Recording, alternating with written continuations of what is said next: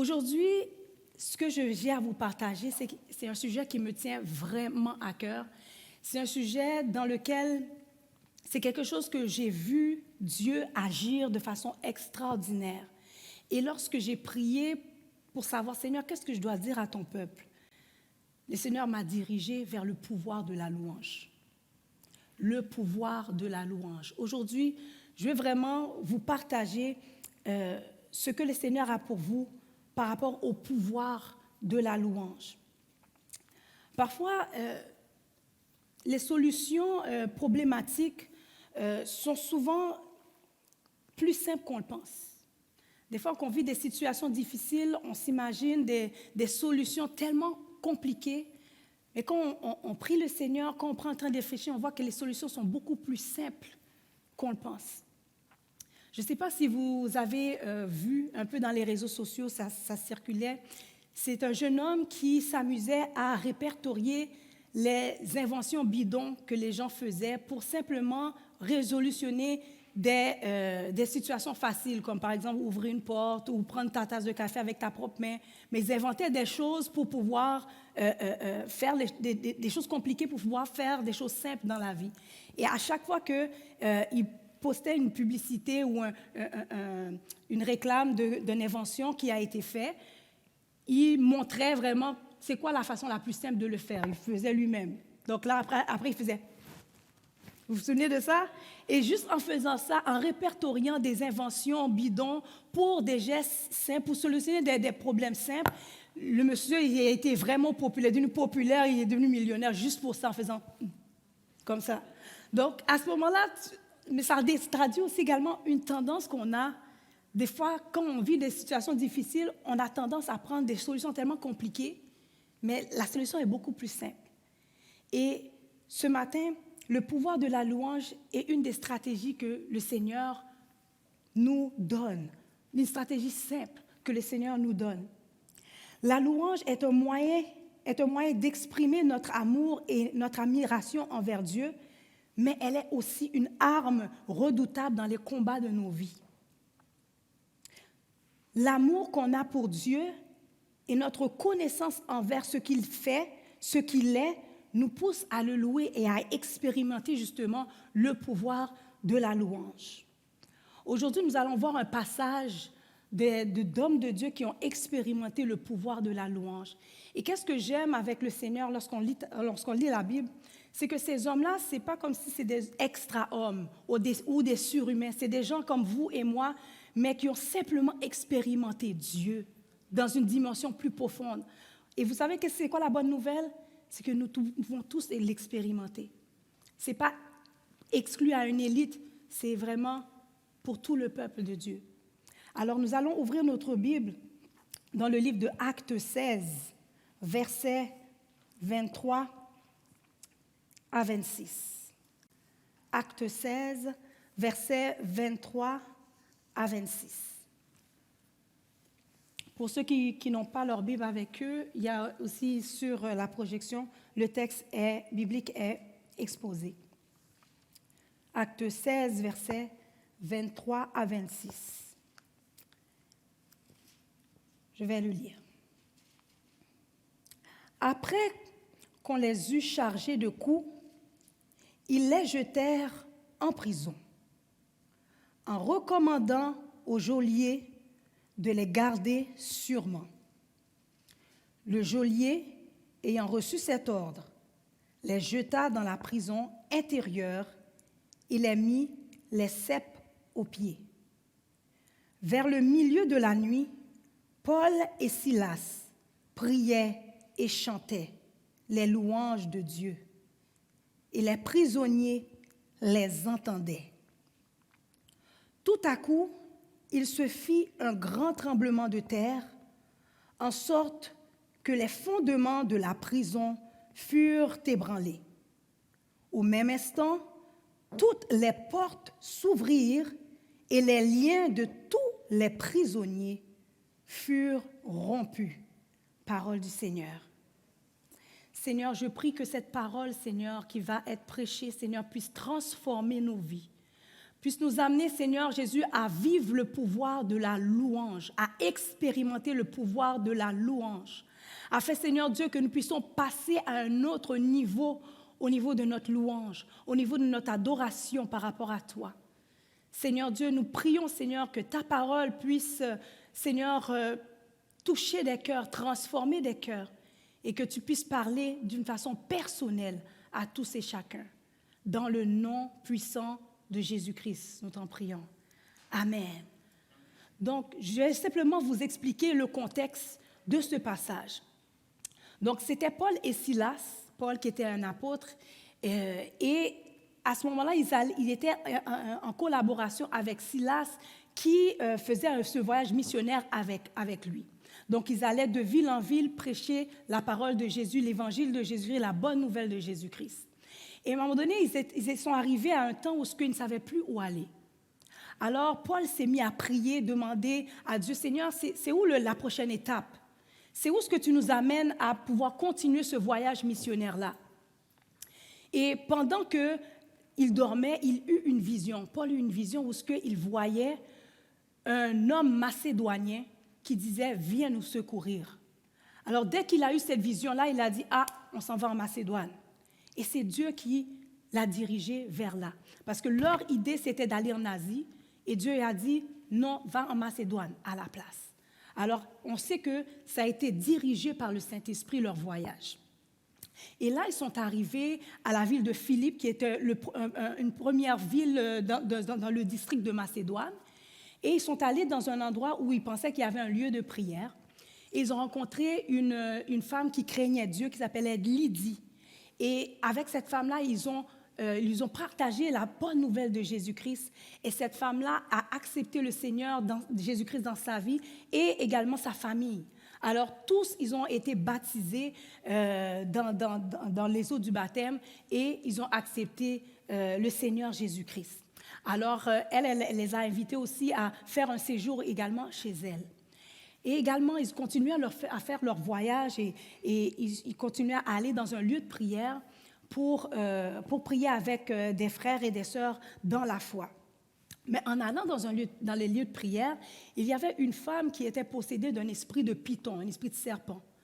Et c'est avec cet esprit-là, ça lui permettait de deviner. Donc, elle avait un don de divination. Et avec ce don de divination-là, elle procurait des gains à ses maîtres. Et cette femme-là, qui avait ce don de divination, qui vient du diable, qui vient de l'ennemi, elle les suivait jour après jour, criant après eux, ceux-ci sont les hommes de Dieu qui sont venus, les hommes du Dieu du Très-Haut qui sont venus vous annoncer la bonne nouvelle. Elle disait ça. Ça a l'air bien sur la façade, mais le but, c'était de troubler. Imaginez quelqu'un qui vient pour prêcher la parole de Dieu, puis tu as quelqu'un qui crie derrière toi. Est-ce que les gens les auditeurs vont être capables de capter le message? Non, parce que c'est distorsionné. Il y a quelqu'un qui crie constamment. Et c'est ça aussi l'ennemi fait. Des fois, ça a l'air beau sur la façade, mais le but derrière ça, le but est mauvais. Alors cette femme-là, continuellement, elle venait importuner Paul et Silas dans leur ministère. Alors, à un moment donné, Paul s'est fatigué, puis il a chassé le mauvais esprit qui était dans cette femme. Et là, cette femme-là ne pouvait plus opérer dans ce don de divination qu'elle faisait. Donc, ses maîtres à elle ont décidé de prendre Paul et Silas pour les amener à la place publique, pour les accuser, pour dire que c'est des gens qui prêchent quelque chose qu'on ne connaît pas, puis ils sont venus amener le trouble, parce qu'ils commençaient à avoir des déficits. Alors, à ce moment-là, ils ont pris Paul et Silas, les ont condamnés sans jugement, les ont battus dans la place publique, c'est ce qu'on voit dans le texte, ils les chargèrent de coups. Je ne sais pas si, en tout cas, vous avez des parents haïtiens comme moi, là, mais quand tu n'étais pas tranquille, il y avait un temps, on te chargeait de coups. Mais dans ce cas-là, c'était vraiment, ce n'est pas pour une correction, c'est vraiment un jugement. Et c'était fait de façon injustifiée. Ils n'avaient pas recours à aucun avocat, ils n'avaient même pas recours à une défense. C'est simplement, on les jugeait, on les condamnait. Et ils les ont jetés en prison. Et non pas seulement juste une prison, c'est la prison intérieure. Donc, qui veut dire que c'est une prison, on va dire le côté rough de la prison, là. On te liait des pieds et les prisonniers étaient attachés l'un à l'autre. Donc, si le prisonnier à côté de toi mourait, ben, tu étais attaché à un cadavre, là. Donc, c'est vraiment la surveillance maximale. La prison intérieure, c'est le pire endroit que tu pourrais te trouver quand tu étais en prison. Donc, pour avoir fait du bien, ils ont été emprisonnés. Et là, on voit que Paul et Silas se sont mis à chanter et à prier. À chanter des louanges et à prier.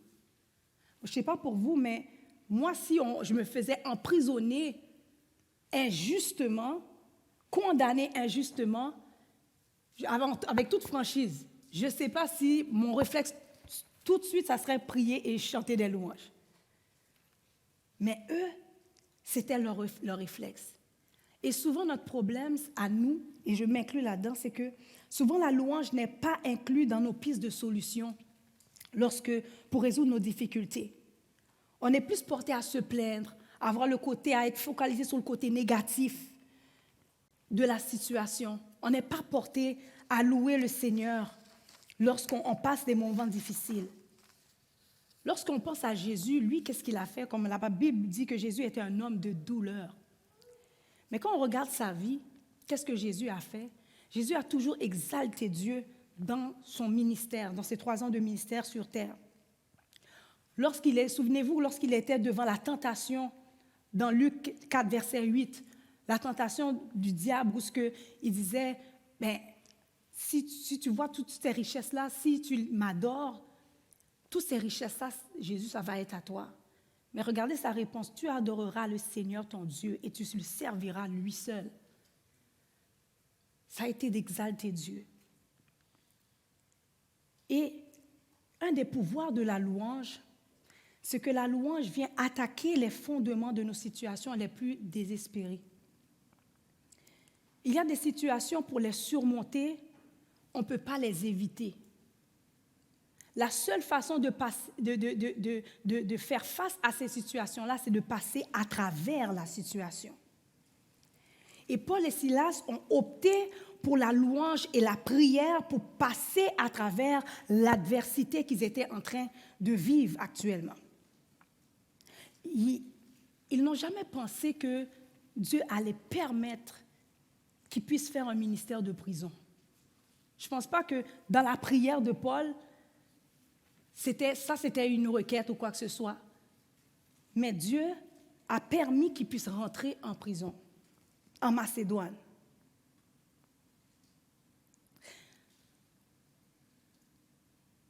Pourquoi Paul et Silas, la Bible nous le dit, qu'une fois qu'ils ont prié, ils ont loué le nom du Seigneur, les fondements de la prison se sont ébranlés. Les chaînes se sont brisées, pas seulement leurs chaînes, les chaînes des prisonniers, et les portes se sont ouvertes. Quand je lisais le passage, j'ai dit, mais il y a quelque chose qui ne marche pas. Moi, si j'étais en prison injustement, je prie, je chante des louanges, les portes s'ouvrent, ciao, je m'en vais. Eux, ils sont restés. Vous voyez vraiment dans quel état d'esprit ces hommes-là étaient? Ils sont restés. Et qu'est-ce que le Seigneur m'a fait comprendre à travers ce passage-là? Parfois, il y a des choses que le Seigneur va permettre, je ne dis pas que c'est sa volonté absolue, mais qu'il va permettre qu'il nous arrive dans les situations, il va permettre que nous nous trouvons dans certaines situations, dans certains milieux, pour avoir accès à des gens qu'on n'aurait jamais rencontrés dans d'autres milieux. Pour que les gens voient Christ à travers vous, pour que vous soyez un témoignage pour le Seigneur, pour que votre louange affecte la vie de d'autres personnes. Parfois, c'est ça que Dieu va faire. Il va vous permettre d'être dans le contexte, pour rencontrer des gens dans un contexte donné. Et Paul et Silas, je pense qu'ils ont compris ça.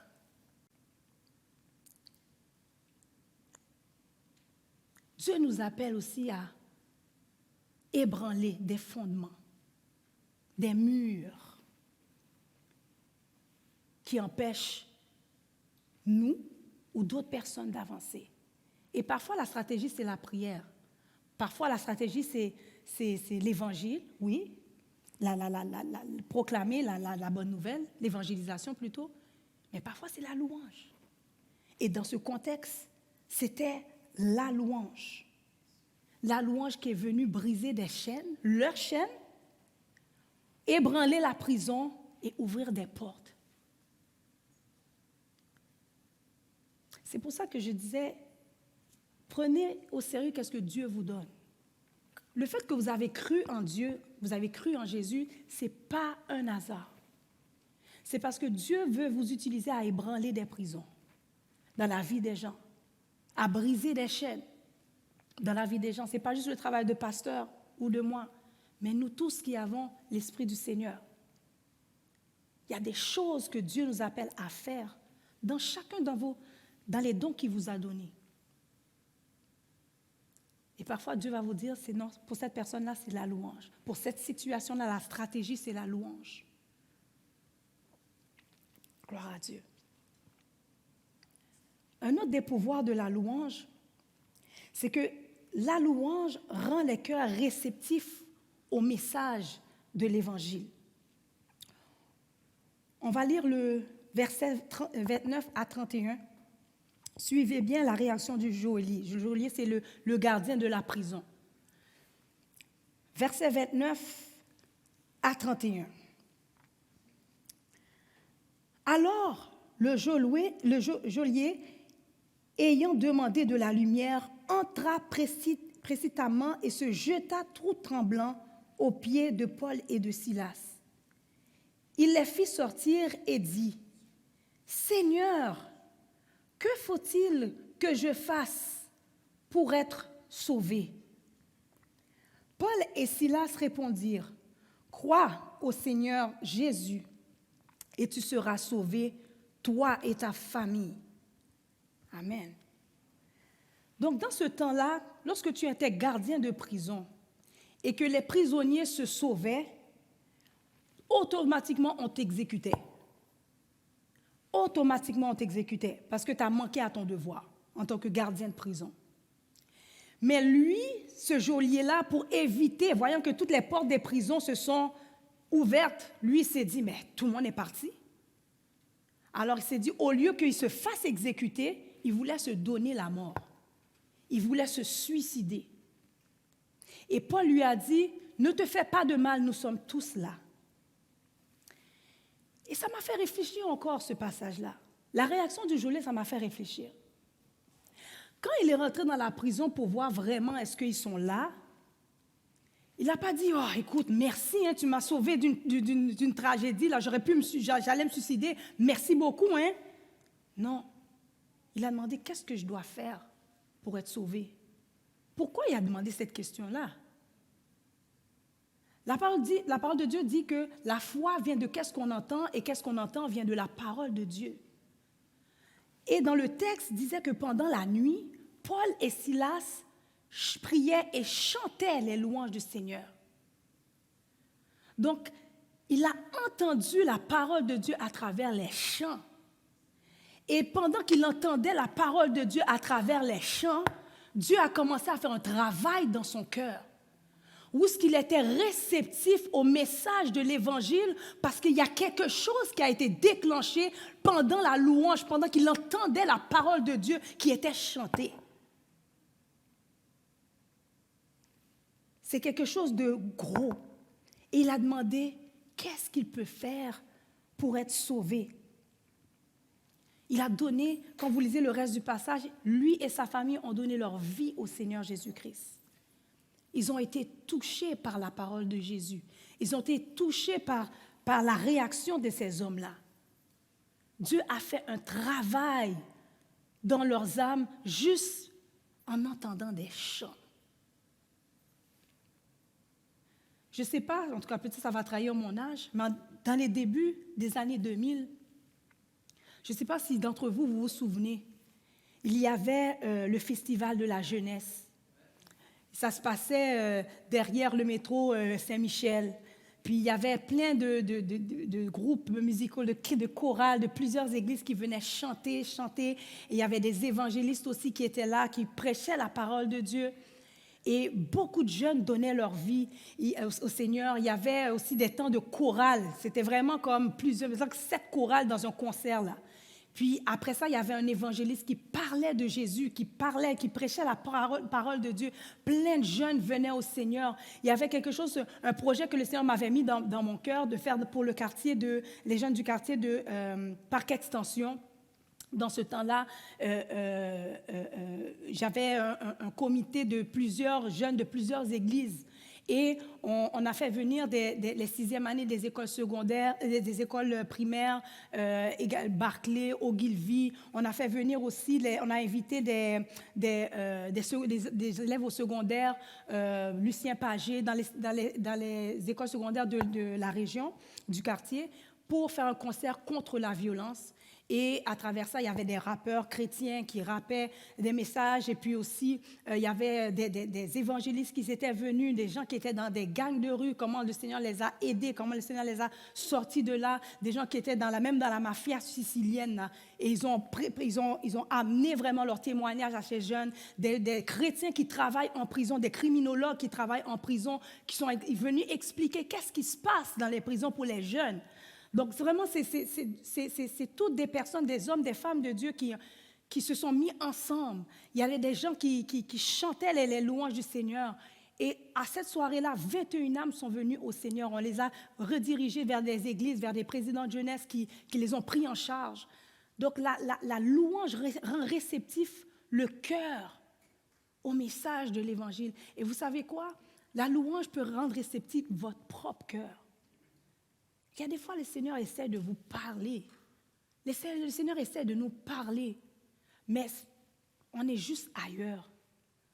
On est juste fermé. Mais il y a juste un chant qui arrive, que vous entendez, puis ce chant-là vous donne un autre horizon. Il vous donne la perspective de Dieu dans la situation. Est-ce que ça vous est déjà arrivé? Et puis que vous sentez que, OK, là, vous commencez à entendre plus clair, à comprendre des choses que le Seigneur veut vous dire. Mais pour votre propre vie, avoir une vie de louange, ça peut rendre réceptif votre cœur à entendre Dieu mieux. Et ces gens-là, ce que j'ai vécu dans les années début 2000, il y en avait même des concerts dans les cégeps. Cégep Maisonneuve à l'époque, il y avait des concerts de gospel, des gens donnaient leur vie au Seigneur dans le cégep. Je ne sais pas s'il y a des gens qui étaient témoins de ça. Ouais, bon, voilà. Les 30 ans et plus, 35 ans et plus, bon, voilà. Donc, c'est ça. On a été témoins de ces choses-là. Mais ça, c'est quelque chose, pouvoir de la louange, guys. Pouvoir de la louange. En conclusion, la louange, c'est un moyen d'exprimer notre amour, notre admiration envers Dieu. Mais elle est aussi une arme redoutable dans vos combats, dans les combats de votre vie. Si tu priais, c'est bien. Si tu écoutais la parole de Dieu, c'est bien. Mais essaie la louange. Essaie la louange. Et après, venez me voir. Racontez-moi votre témoignage. Parce que je sais que Dieu va le faire.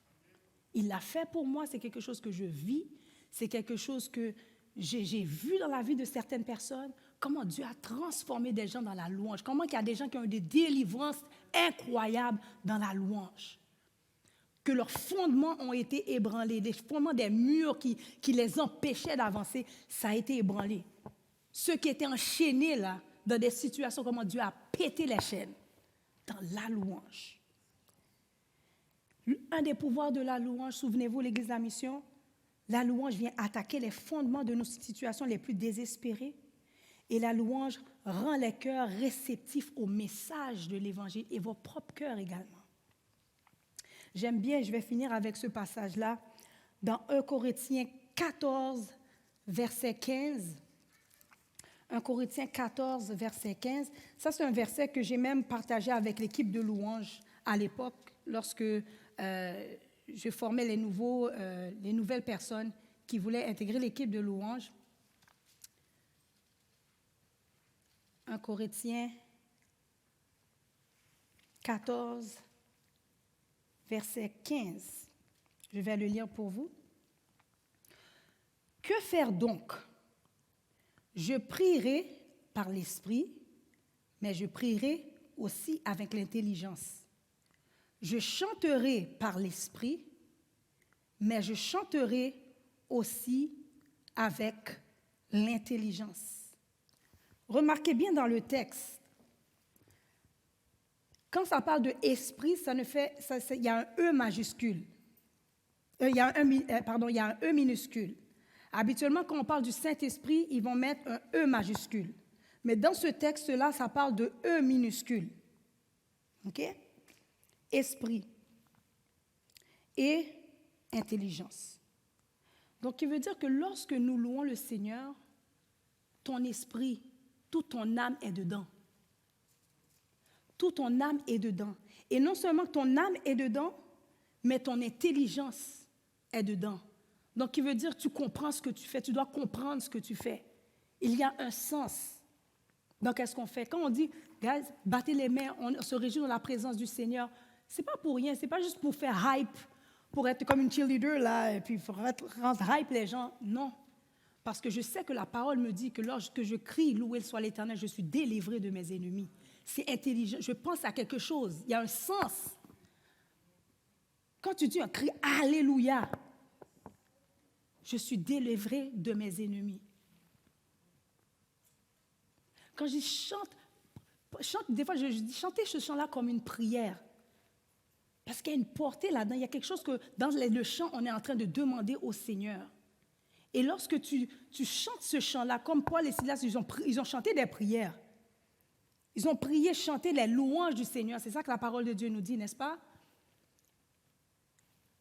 Il y a une portée. On invite le Seigneur dans la situation parce que la parole de Dieu dit que Dieu vient siéger dans les louanges. Donc, quand Dieu vient siéger dans les louanges, ce n'est pas juste comme, OK, Dieu est là puis il ne se passe rien. Non. Quand tu as le cœur ouvert au Seigneur, là, Dieu parle, Dieu agit. Donc, il est important que notre âme soit inclue dans cette louange. Quand on dit, peuple de Dieu, c'est le temps de louer le Seigneur, tu dois être là comme ma chère amie Patty, là, comme un i devant la présence de Dieu, pour dire, je suis là, Seigneur, je suis là. Mais tu comprends ce que tu fais, ton intelligence est dedans. Ce n'est pas un acte inconscient. La louange, c'est que tu comprends ce que tu fais. Tu comprends que la personne que tu loues, c'est le roi le roi de gloire, le Seigneur des seigneurs. Des fois, quand je suis en train de faire la louange, là, des fois, j'imagine que Dieu est devant moi, je vois une robe, là, et puis un trône devant moi, puis Dieu est devant moi, puis je chante à lui. Des fois, c'est ça qui est dans ma tête. Que ce soit une personne, 2 personnes, 3 personnes, 1000 personnes qui sont devant moi, ma louange va être authentique. Pourquoi? Parce que je sais à qui je le chante. Et non seulement ça, je me souviens pendant que je chante, qu'est-ce que Dieu a fait dans ma vie? Comment Dieu a intervenu dans ma vie? Et c'est pour ça que des fois, vous allez me voir chanter, mais je souris, parce que je me souviens. I remember. Qu'est-ce que le Seigneur a fait dans ma vie? J'ai une raison à louer le Seigneur. Et ma prière pour vous, c'est qu'on passe à un autre niveau, au niveau de notre adoration ici à l'Église. Ça, c'est mon désir, c'est ma prière pour vous. Que quand on dit Seigneur, c'est l'Église, hey, on va louer le nom du Seigneur, que tout le monde comprenne qu'est-ce qu'on va faire là. Là, on va inviter Dieu à venir siéger là. On va ouvrir notre cœur pour être réceptif à ce qu'il veut nous dire. On va y aller avec notre esprit et notre intelligence. Ce n'est pas un acte inconscient, la louange. Tu comprends ce que tu fais. Amen. Nous allons nous lever. Nous allons prier.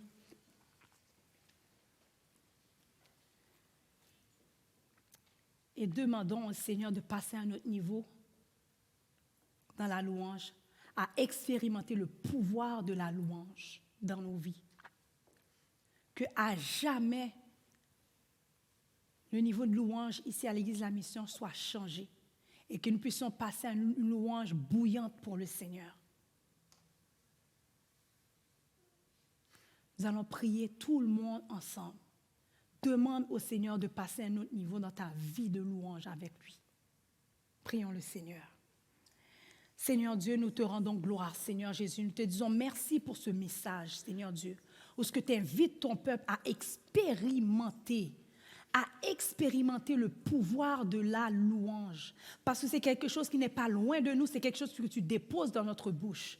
Seigneur, c'est une arme, Seigneur, redoutable pour ébranler les fondements, Seigneur, des murs qui s'érigent devant nous, Seigneur Dieu, pour briser des chaînes, pour pouvoir ouvrir des portes, Père éternel, dans le nom de Jésus. Je prie, Seigneur, pour ton Église, Seigneur Jésus, tes enfants, Seigneur, nos sœurs, nos frères, Seigneur, qui sont ici présents, Seigneur Dieu. Nous voulons, Seigneur, passer à un autre niveau, Seigneur, au niveau de la louange dans cette Église, Seigneur Dieu, que nous puissions être bouillants devant toi, bouillant, Seigneur Jésus, dans notre adoration, Seigneur Dieu, que nous puissions, Seigneur, être présents avec tout notre esprit, toute notre âme, tout notre cœur, tout ce qui est en dedans de nous, Seigneur, avec le milieu de nous-mêmes, Seigneur, que tout ce qui est le plus profond de nous, que nous soyons présents dans cette louange, et également, Seigneur, que nous puissions comprendre ce qu'on fait, au nom puissant de Jésus, avec notre intelligence, Seigneur Jésus. Je te prie, Seigneur Dieu, que nous puissions, Seigneur, pendant, Seigneur, que nous puissions te louer, Seigneur, que nous puissions être focalisés